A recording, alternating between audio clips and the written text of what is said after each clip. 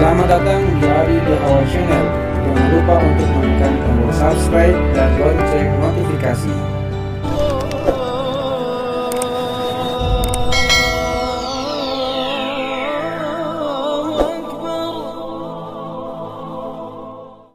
Bismillahirrahmanirrahim.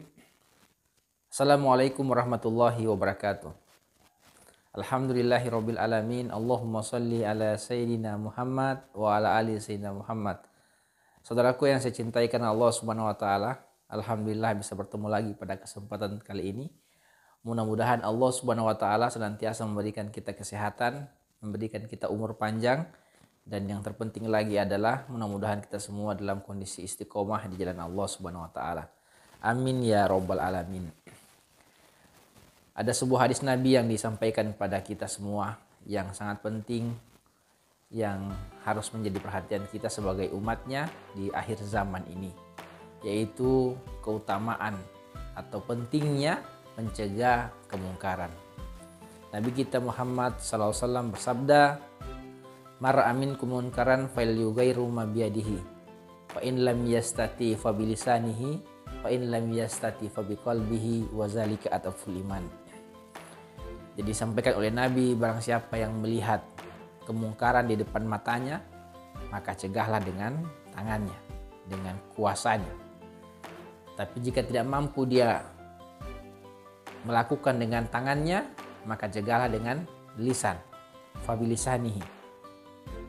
Tapi kalaupun dia belum sanggup juga untuk mencegah dengan lisan, dengan cara menegur, dengan cara kemudian memberikan nasihat, maka yang ketiga adalah dengan hati. Benci kemungkaran itu, benci kemaksiatan itu. Sampaikan dalam hati bahwa saya tidak setuju, saya tidak suka dengan apa yang dilakukan di hadapan saya, dan saya sangat membenci itu. Cuma saya tidak punya kuasa, saya tidak bisa berbicara, saya hanya kemudian mampu untuk membencinya. Wazalika ataful iman, wazalika ataful iman, dan itulah kemudian selemah-lemahnya iman. Saudaraku yang saya cintai karena Allah Subhanahu wa taala, kemungkaran tentu banyak di mana-mana. Dan ini adalah dakwah yang paling utama di atas muka bumi ini, jihad yang paling besar. Ketika kita mampu kemudian untuk menyingkirkan kemungkaran, menyingkirkan kemudian hal-hal yang bisa merusak di tengah-tengah kita, maka ini faedahnya sangat besar. Ketika kemungkaran tidak diurus, ketika kemungkaran kemudian tidak disingkirkan di tengah-tengah umat, maka ini akan sangat cepat menjalar dan bisa jadi kemudian akan sangat mudah masuk ke rumah-rumah kita. Bisa jadi kemudian hari ini kita tidak terpengaruh dengan kemungkaran yang ada di sekitar kita. Kita menganggap remeh misalnya, itu mungkin cuma mereka saja.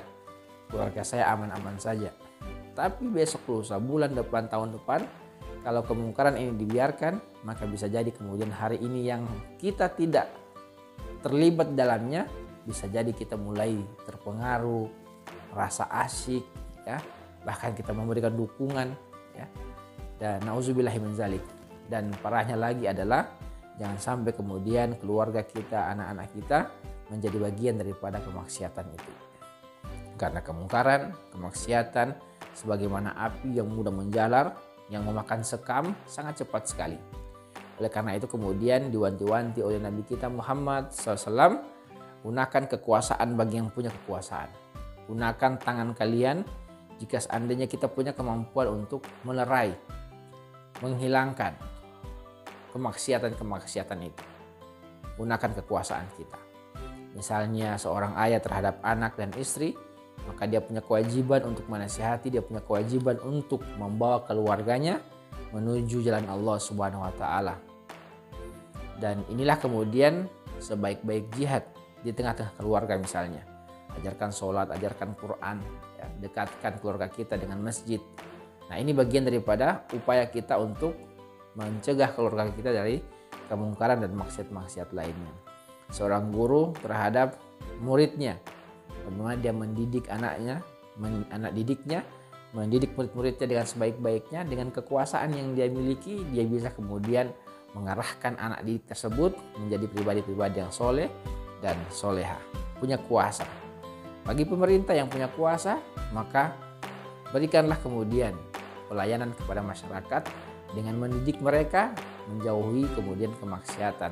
dalam bentuk perdakah, perbukah, pergubkah, perpreskah, ya, kepada presiden, kepada gubernur, kepada wali kota, bupati, maka kekuasaan-kekuasaan yang dimiliki, maka jika dimanfaatkan ini sebaik-baiknya untuk berdakwah dengan cara mencegah kemungkaran, maka ini akan memberikan dampak yang sangat besar di tengah-tengah kehidupan manusia.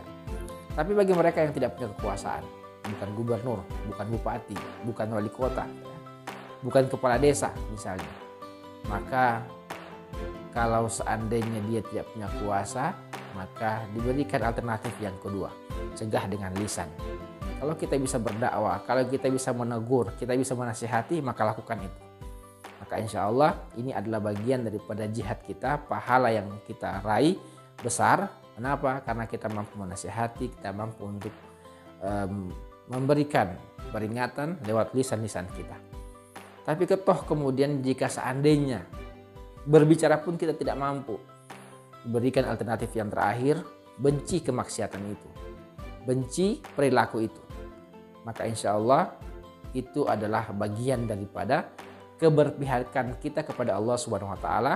Wazalika ataful iman, membenci dalam hati adalah iman yang paling kecil di hadapan Allah Subhanahu Wa Taala. Tidak apa, ya, daripada kemudian kita tidak sama sekali melakukan dakwah pencegahan, maka yang paling kecil adalah mencegah dengan cara membenci dalam hati. Sampaikan dalam hati, ya Allah, saya tidak setuju dengan perbuatan ini. Saya tidak suka dengan perbuatan ini karena tidak sesuai dengan perintah-Mu. Akan tetapi saya tidak punya kuasa, saya tidak punya kemampuan untuk mencegahnya. Saya cukup membenci dalam hati. Mudah-mudahan keluarga saya, diri saya dijaga oleh Allah Subhanahu Wa Taala. Dan itu adalah langkah yang paling terakhir. Semoga kita semua diberikan kekuatan, kemampuan oleh Allah Subhanahu Wa Taala untuk menjadi bagian daripada orang-orang yang mencegah kemungkaran di tengah-tengah kita. Gunakan tangan, gunakan lisan, gunakan hati kita sebagai sarana dakwah di hadapan Allah Subhanahu Wa Taala. Demikian, semoga bermanfaat. Assalamualaikum warahmatullahi wabarakatuh.